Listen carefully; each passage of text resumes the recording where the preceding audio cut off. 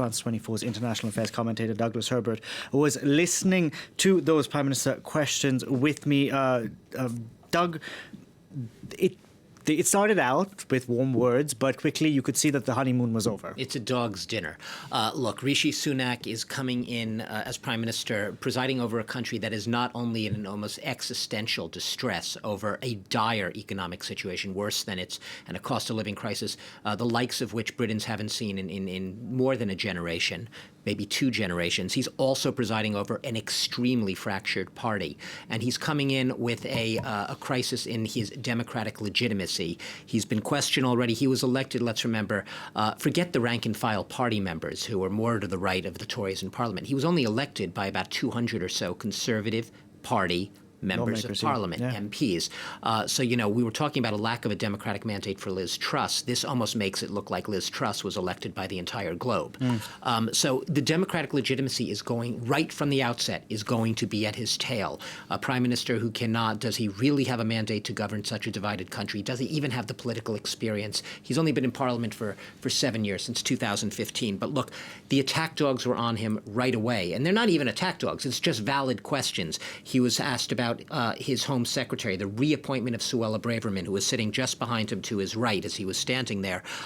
She was basically forced to resign a week ago under allegations of very severe security breaches involving emails that were sent out from her office, and also allegations of possible breaches of the Ministerial Code of Conduct, for which she could possibly, there are calls for her to face investigation. He was asked about his billionaire wife and her non-domiciled tax status. And he skirted over that question. Of course, but a legitimate question, because what it basically means is she, for a time, was not paying 1 pence of British taxes on the hundreds of millions of dollars overseas income that she had earned. Now she does. She did do an about-face and start paying taxes there. He was asked about his what is seen as a compassion deficit, him saying that he is going to protect the most vulnerable, but he himself being seen as detached and removed from the realities, out of touch, if you will, with the realities of most of Britain. An accusation, obviously, he turned the tables on against the head of the opposition, Keir Starmer, who was questioning him.